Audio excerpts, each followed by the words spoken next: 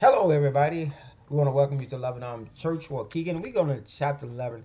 We're going to do a recap because I'm going to walk it back a little bit and we're going to bring something in that I missed. And thanks to two of our team members, I was able to pull this out and to make this here work here and to reset this here. One thing we're doing here, we're putting history on the timeline. We're matching it against the Bible so that we can have a clear understanding of what happened. So we can eliminate any opinions or and just sticks to the fact that because the history tells it all and it should lock all these things in line as we go down through our timeline. So what we're going to do here, we're going to talk again about the king of the south and the king of the north.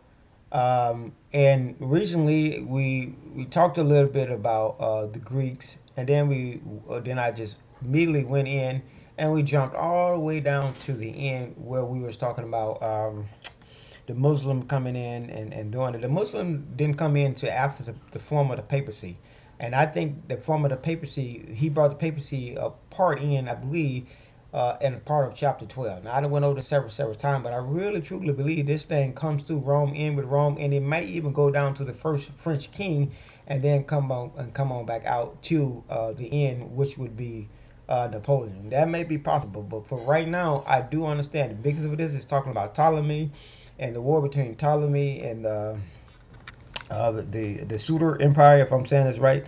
And so we're just going to look at it and see where we go. All right, Daniel 5. The king of the south should be strong. Now, that king of the south they're talking about is the Ptolemy.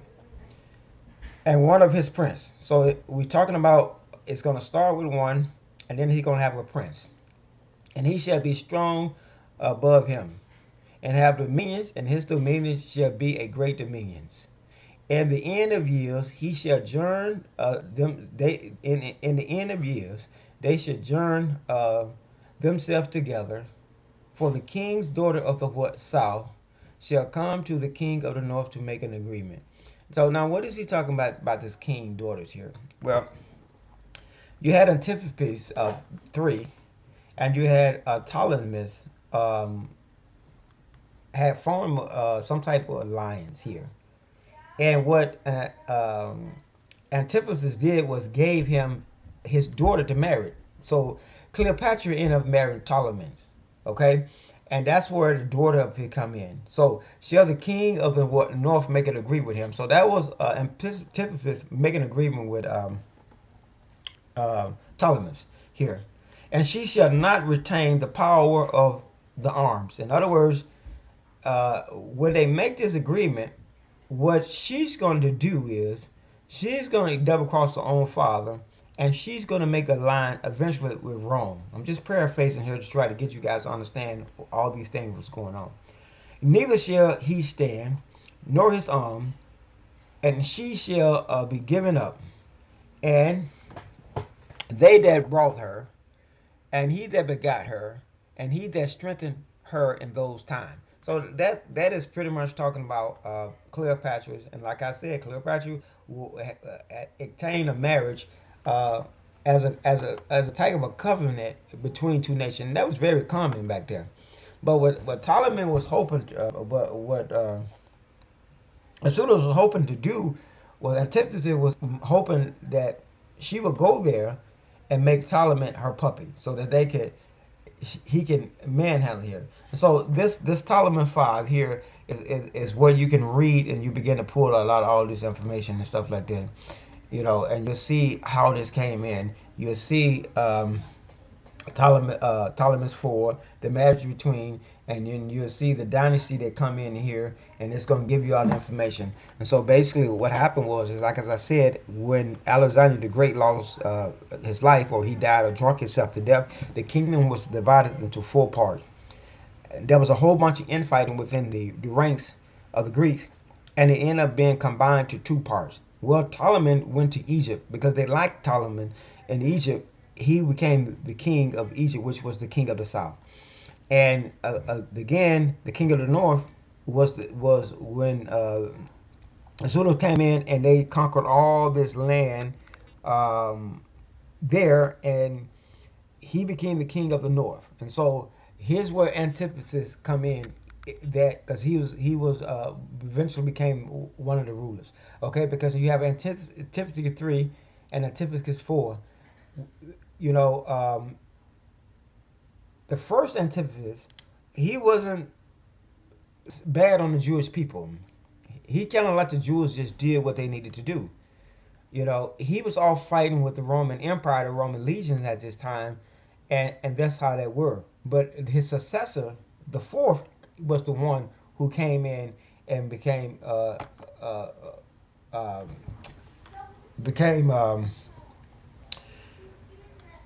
problem for the Jewish peoples, and so that's what God was reining us in. So I'm trying to figure out why would this be so important to history? Well, it ain't just that what he did; it also changed the landscape of the Jewish faith. Period, because the peoples that Jesus came here with was not the people that like Abraham then was, because what a Antipas did was so egregious, it changed the faith of the Jewish faith for a great period of time, and that's what we're going to be talking to here. So you see the Pseudo King Antiochus III, he was the one who gave his daughter to be married unto Ptolemy over here, and so they had locked all this in Egypt. I want you guys to go read to it because, like I said, I'm gonna try to get down to some of the nitty gritty in the scriptures to put it out. But I put this information here.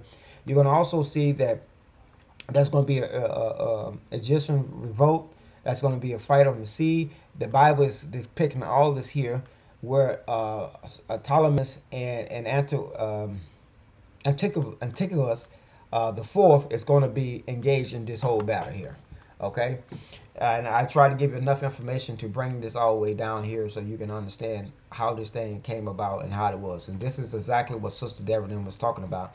And I try to pull enough information to pull things out so that you can see how Cleopatra married him, you know, and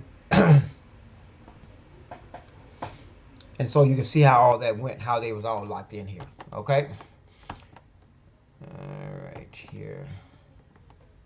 And that's going to be the end of that right there. So that's going to be the whole thing of the Ptolemaic Empire. So I'm going to recap this here. So Antiochus III had an alliance or agreement with the Ptolemies. He gave his daughter as a exchange in marriage for his agreement.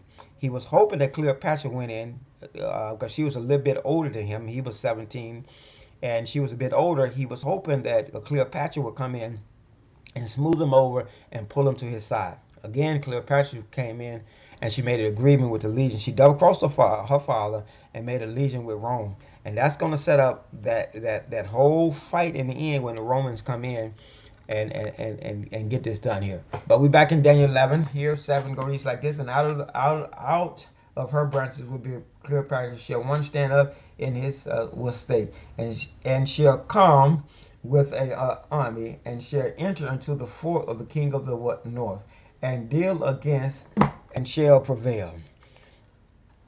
And such, and shall also carry the captives into Egypt, their what goals, and their prince, and their precious vessels, silver and gold. And he shall continue more than the king of the north. So the king of the south shall come unto his own, to his kingdom, and shall return unto his what land. But the sun shall be what stirred up, and shall ascend a multitude of forces, and shall surely certainly come and overflow and pass through.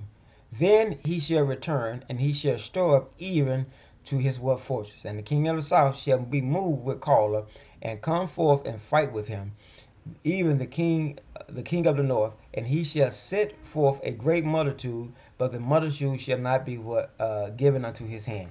And so what's going to happen is that it's going to get down to the part where Antiochus IV come in here, and he's going to come in, and he's going to go into Egypt, okay, and he's going to have a battle, and he's going to have word with Ptolemy here. And what's going to happen is that as he get ready to go back to his own land, he's going to go through Jerusalem. He's going to end up setting up his own puppet to be the ruler of Jerusalem, and he's going to allow this cat to raise taxes and everything on these people so that he can have enough money to come back with his great army to come in here. But when he makes his back the second time unto the realm of Egypt here, Ptolemy is going to go over and he's going to remind the Roman Empire that they had an agreement or a treaty together. And what's going to happen is Rome eventually going to show up, and it's going to be a Roman senator that's going to show up, and he's going to come to the Antipas, and he's going to have some words with him. So basically, he is going to ask Antipas to turn around and not to attack Egypt anymore. And he's going to be so bold about it. And Antipas is going to tell him, "Well, I need a few days." So the gentleman got down. He went around him and drew a line, a circle around him, and told him, if he left that circle without committing, that was going to be an act of war, a declaration of war of Rome. And so what happened is the guy agreed to do this here. He was so upset, so he goes back to his land this time, and he take his frustration out on the Jewish army. Now that Roman senator that was standing there did not have a whole big army. This guy entered into their forces. You're gonna see this later on, according to scriptures, with his whole army, and they're gonna turn him away. And this is when he goes through Jerusalem, and he began to persecute the people. He begins to do all kind of things. He goes into the temple. He takes a pig and he sacrifices a pig in the altar of God. This cat cannot. This scripture can't be talking about anybody else but this guy here. As we go down here and get into it is here. And so not only did he do that, but he set up the Greek god of Zeus, and he made them serve Zeus instead of the God Yahweh, which we know as what Jehovah Jireh, however you will put it. And so that's what he did. He changed it. He took the Sabbath from him, and this, for me, when I understood what he did, this is why a lot of time we are so relaxed at not understanding what the Sabbath was, because all this here was done to break that Jewish custom, even to now.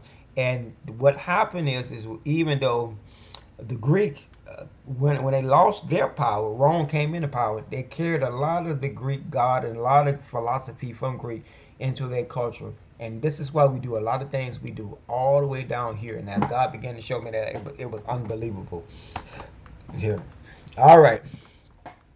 The war against Egypt, the relationship with Rome here. Now you're going to see Antipas character mention a relationship with the Roman Republic. So Rome had a relationship not only with Antipas, he also had a relationship with Solomon, uh, uh, uh, Ptolemy. And so what happened was Rome was going to eventually uphold or keep the peace treaty with Ptolemy. So Antiochus and Ptolemy was sitting at the table talking, and both of them was lying to one another. You're gonna see the Bible gonna say they was making an agreement, and but both of them hard was to do each other in. Okay, and so basically, according to that custom, the scripture or the history back then, that when he left to go back to his homeland, there was another revolt that came up to the realm, and they end up having two Ptolemies there. They took his younger brother and they made him a king, and then you're gonna have a certain type of revolt that's happening there. So most of all this scriptures is bringing out that part there where he come in, he changed Jerusalem, and I was trying to ask God why that's so important. Well, when you get all the way down to it, you're gonna understand where the Pharisees and Sadducees come in at, because one of them was fighting for truth back then, and the other ones was fighting for who just accept what Antiochus did, and they began to carry on the Greek custom. And so when you look at it from the religious perspective today, you begin to understand why our culture and why our understanding is so far different from what the Bible is saying. Because I think that was the build up even down to Rome, even up to the paper power, because they still adopted the Sunday law. They still adopted the worship, the sun god, and a lot of the paganism that they blend into this what society here. And so that when you read this here part of this portion of Ptolemy and all this here, it's going to tell you a little bit about the relationship they had with Rome, and this is God. This is where God began to bring Rome into the situation, because at some point the Bible said there was four great beasts. At some point Rome had to come up there. They're going to talk about him declaring war on the Sudan and assuming the kingdom was divided against Ampliatus, murdered his nephew. It's going to talk about that. Sister Pat was saying something about Demetrius or Demetrius. Well, Demetrius was one of the son of the king of the north kingdom, and eventually he got caught up in Rome, because you're going to see Rome attack. They're all involved with this here. He was hostage in Rome at this point in time, and this is how Antiochus came in, because there was another young king there, and he was going to pretend to look after this young king until he become into power enough, because that was his duty, and he double crossed it. That's why the Bible said that you're going to see he's going to go in with honor. I mean, he's going to go in with flattery. He was not a royal blood. He assumed the throne with flattery, and this is why he ended up being a tyrant that he were. So you can read through that, and you'll be going. You'll see how Rome played a big role in this here. It's all on your handout here. So we're going to keep going here, because I want to stay close to the scripture, and then I want to be able to next week put it all on the timeline so you can see it all in live and live in color what I'm saying here. And when he have taken away the multitude, his heart shall be what lifted up, and he shall cast down many thousands. Then he shall not be what strengthened by it. And the king of the north shall return, and set forth a great a multitude of greater than the former, and shall certainly come after certain years with a great army and with great riches. And there you see Antiochus coming in back into Egypt, and this is when Rome is going to come in, and they're going to intercede with this here business here. And here you're going to see here, and those times he shall make those times there shall many stand up against the king of the south. Also the robbers of the people shall exalt themselves and to establish the vision, and but they shall what fall. And so you see it now. Rome is going to come in, because Rome got to set this thing up. Now understand, there was four great kings. We're looking at the vision that Daniel saw. He saw the four great kingdom, and he saw a little horn. Daniel didn't speak of much anything beyond that as far as the vision. So this is the vision being set up. You're seeing Rome has got to come through here anyway, and this is how he's going to do it. Because eventually, when you get to the revoke of the Jewish war, you're going to begin to see that the Pseudo empire, if I'm saying that right, is going to diminish, and Rome is going to come up into what power. That's going to be the rise of Rome into what power. And the king of the north shall come, and shall cast them out, and take the most fenced city, and arms of the south shall not withstand. Neither shall the chosen peoples. Now this is Israel. Now he's upset. Now he's coming into what Israel, and he's finna deal very treacherous against him. Neither shall any neither shall there be any strength to withstand. But he that come against him shall do according to his will. So he's gonna go in, and he's gonna eliminate the Jewish custom and literally make them and force them to serve the God he is. Now, why is this? Now, before he went over there messing around with fighting Egypt there, he had selected. There's been a couple selections that happened here. Now, according to the Holy Scriptures, only the Levites were allowed to be the priests or to make the sacrifices. So one of the things they did was the high priest, which is a good priest back then, he had a brother who went over to Antiochus, and he asked Antiochus to put him in charge instead of his brother, and he was going to make the Jewish peoples become like more Greek, or infuse them into the Greek culture. And so Antiochus agreed, and they took the high priest from his brother and put the younger brother on the pole, and he went and did all these things that Antiochus asked him to do. But he wasn't doing it fast enough. So Antiochus is going to choose another guy by the name of Menelaus, and Menelaus is going to be more egregious than the other one. But the problem with Menelaus is that Menelaus, if I'm saying it right, he is not of Levite blood. And this is going to upset some of the Jews, and this is going to set up for a revolt, because you're going to get to a point and you're going to see that the Bible going to say that uh, it's going to get the point. The Bible going to say that come on, give it to me, that they're going to be helping with a little help. And so we're going to try to get to that part next week, because I want to show you this war and show you how it all played out, because I think God has got us more focused on Israel more so than all these other things, because it's something very significant happened here. They took off, they made they weren't allowed to circumcise anymore. They weren't allowed to worship on Sabbath anymore.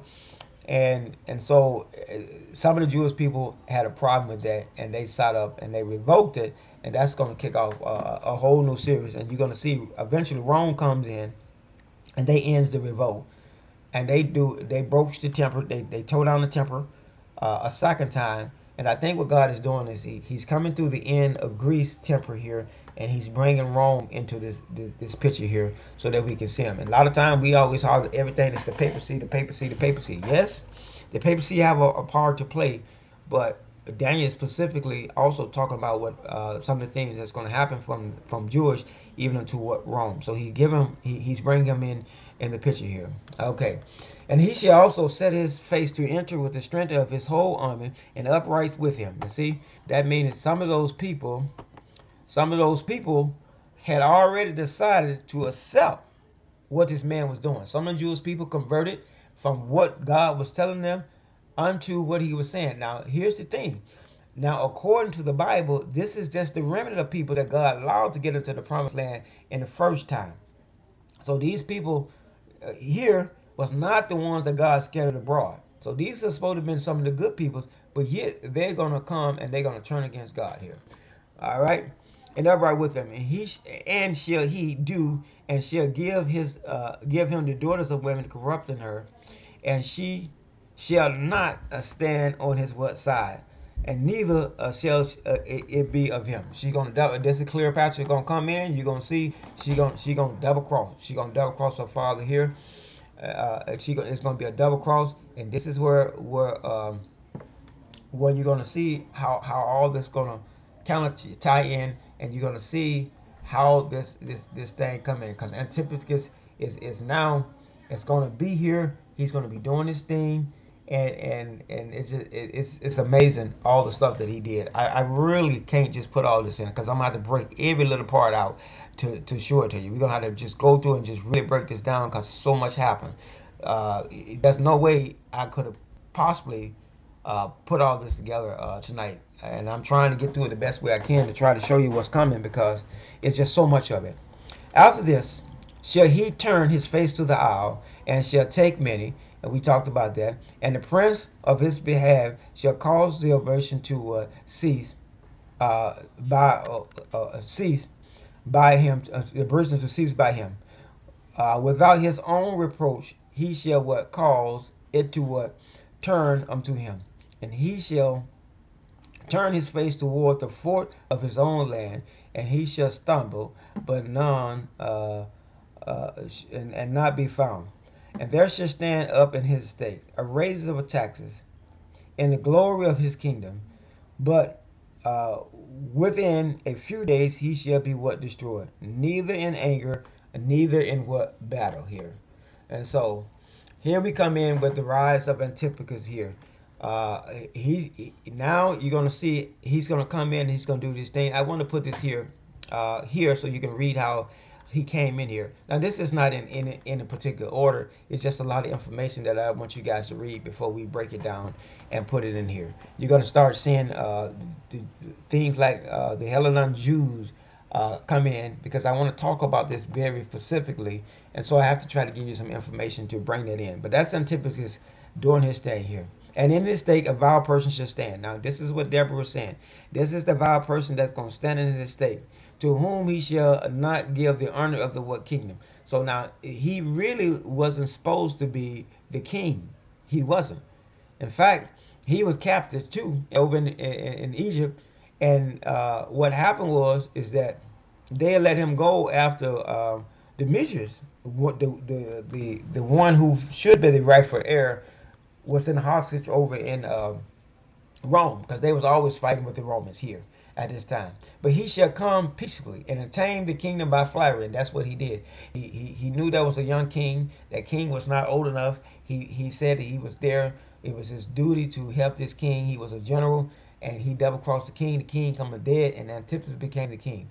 And with the arms of a flood shall be overflown from before him, and he shall be broken. Yet also the prince of the what covenant, and that's him coming in, breaking covenant. Now, I believe the prince of this covenant is when he took that Jewish leader off his post and post a flunky, and then ended up changing him to Manalair.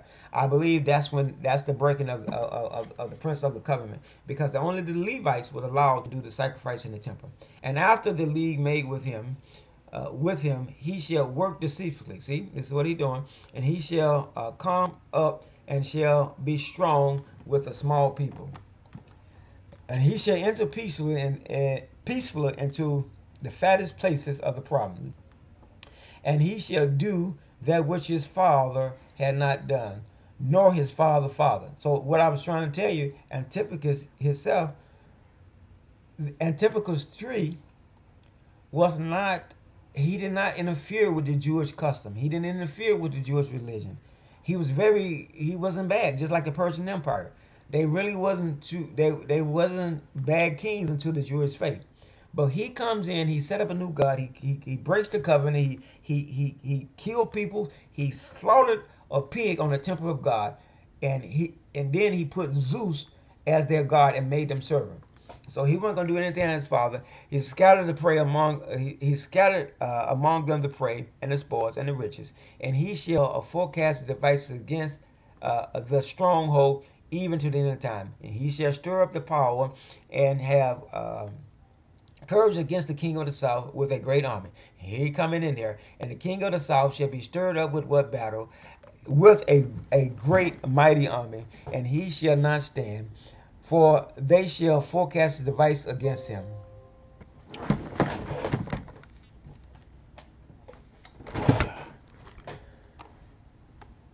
That them forecasting the device against him. That's the Roman Empire come. That's Ptolemy's going over there. Ptolemy's talking to him. The Romans, they made the league with him. They get over here. They meet with him. He draw a line in the sand. He's upset about it.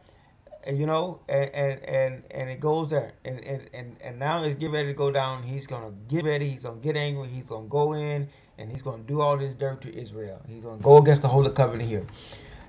Yea, they defeat as the portion of me shall destroy him, and his army shall what overflow, and many shall fall slain. That's him going in there. And both these kings' heart was to do what mysteries and to speak lies at the table. That's him and Ptolemy coming in there. But it shall not what prosper, yet the end shall be at a appointed time. So God saying the end of all this is going to be at a certain time. Then shall he retain then shall he return into his own land with great riches, and his heart shall be against the holy covenant. That's him going back in there. And he shall do exploit, and shall return to his own land. At the time appointed, he shall what return, and come toward the south, but it shall not be at the former nor the latter. Now, when he went back over there from Ptolemy, when they made this agreement, when he went back over there, he went back and he began to raise money so that he can have a big army, so that when he come back, so when he come back this time, he's far richer than he was before he left. For the shift of Shittim shall come against him, therefore he shall be what grieved, and shall return and have ended the nation against the holy covenant. So shall he what do so, and he shall even enter and have in the nations with them that forsake the with them that forsake the holy covenant. And the arm shall stand on his what part, that they shall pollute the sanctuary of what strength. That's when he's going to go in here. He's going to replace Yahweh or Jehovah. He's going to replace him with their own God here, with Zeus. See? And he shall take away the daily sacrifice. He's going to stop them from sacrificing any animals and all that. No more riches in you. No more circumcises. No more any of the custom come. No more lighting lights. All that. Now he's setting up. They're setting up their own religion right in the mix of it. And they shall place the abomination that make it desolate. Now, what did they do? What did he do? He goes in. He set a statue of Zeus in God's temple. And then he's going to take a pig here, and he's going to sacrifice this pig right there in that temple. And everybody knows that you can't bring a pig up in the temple of God, because there was only certain animals that you should be able to sacrifice. You'll also see it in Rome. When they took out the temple, they sacrificed also a pig. And most people don't know that. And this is why I believe when we get through Ptolemy, it goes right into Rome. And such as do wickedly against the covenant shall he corrupt with flattery. So he's going to convince the Sadducees now to go along with this mess. They're going to go along with it, all of them. But the people that know their God shall be strong and do exploits. Now, who is these? These, at that point in time, was what they considered as the Pharisees. What we consider as the now Pharisees this day. The Pharisees started out, they're the one that end up having a great revolt against him, right? So they knew what they was doing wrong, and they had a problem with it. And so that's where the great revolt going to come in, and they're going to challenge him. Okay, and they didn't understand among the people shall instruct many. So they start doing it. But yet they shall fall by the sword. So when the Pharisees, or what we know at that day, they got a different name, but I want to pull it all up and together. By the flame, they shall be fallen by the sword, by the flame, and by captivity, and many shall be spoiled many days. So that was a war. You're going to see that's going to be a war that break out, and Jerusalem, they're going to get after them. And now when they shall fall, they shall be hoping with a little help. Now this hoping with a little help is going to be the revolt that they come. You should read the book of Maccabees. They also got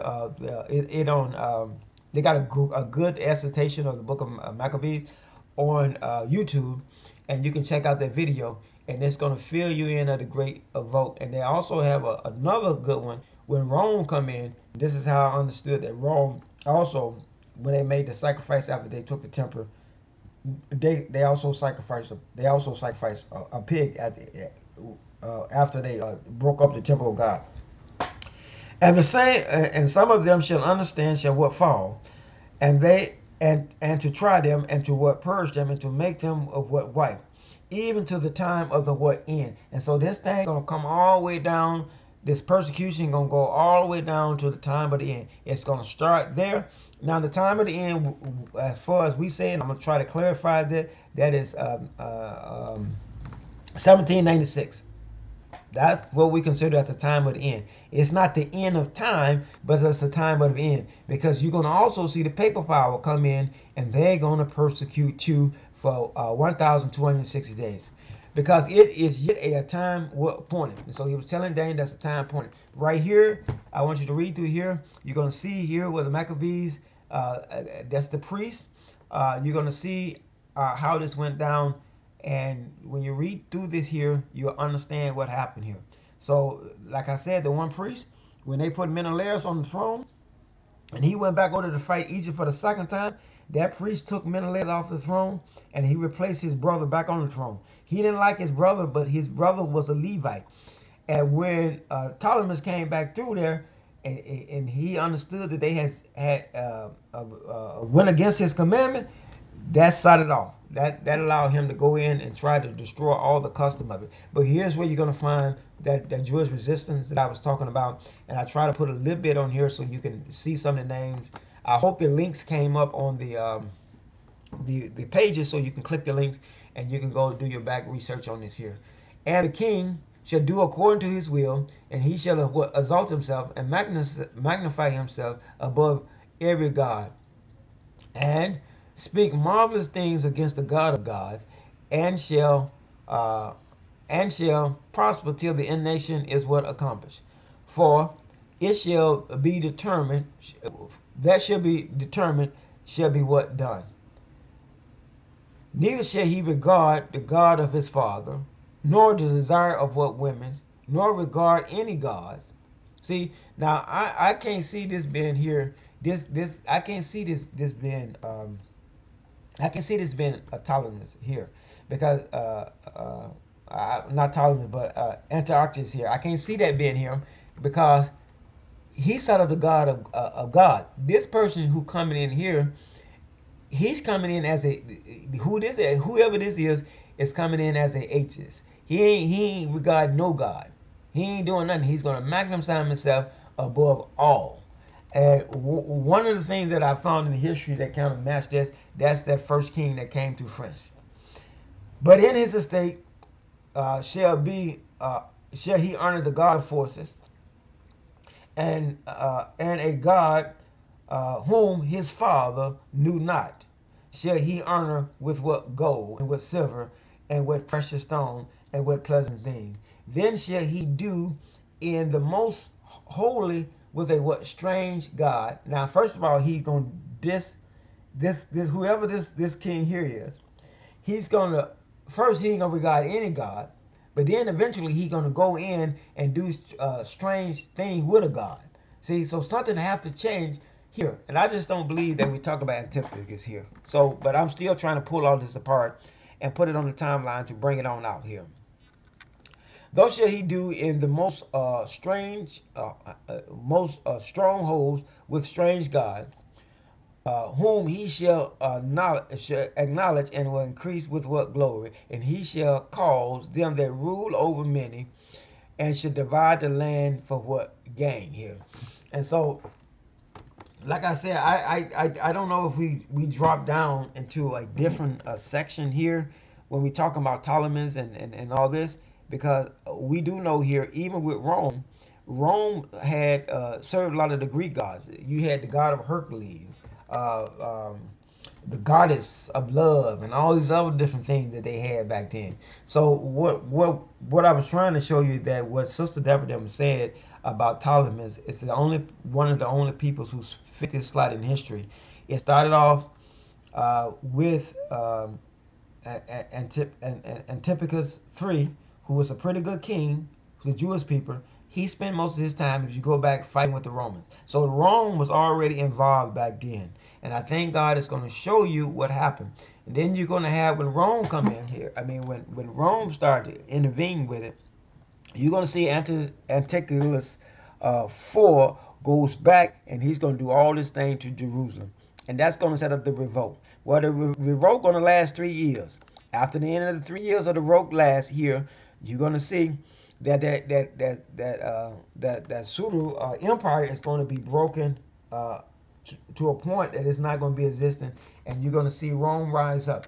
Now, one of Rome's first order of business is they're going to have to deal with the revolt, and then when they deal with the revolt, you're going to see a great war going to produce, and it's going to go for like 3 or 4 months. The Jewish people are going to be dealing with them, and you're going to see that one of the Jewish people going to go in, and they're going to tell off on Judah, which Judah Maccabees, which is the leader of this revolt here, and you're going to start seeing how all this play.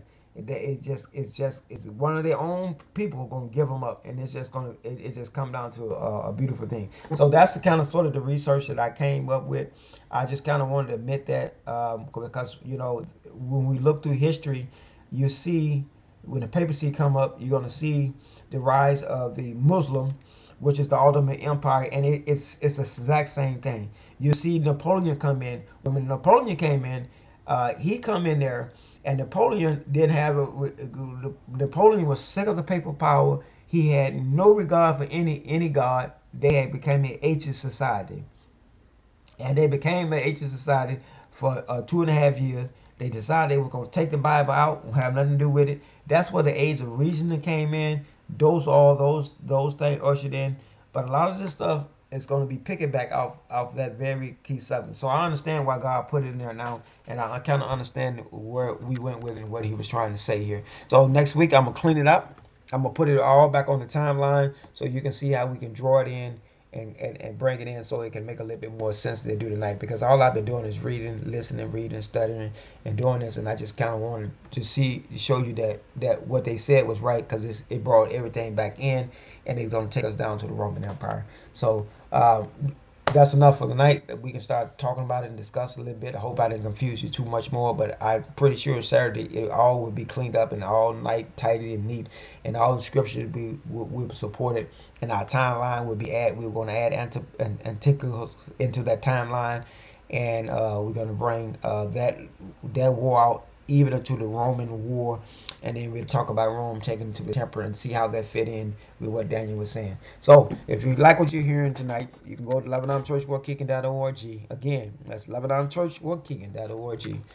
Go to our live broadcast tab, get on Bible study, click the Bible study link, and become a part of our Bible study. You will access the videos and a link that you can go live, which we'll get ready to go now. May God bless each and every one of you, and thank you for your time.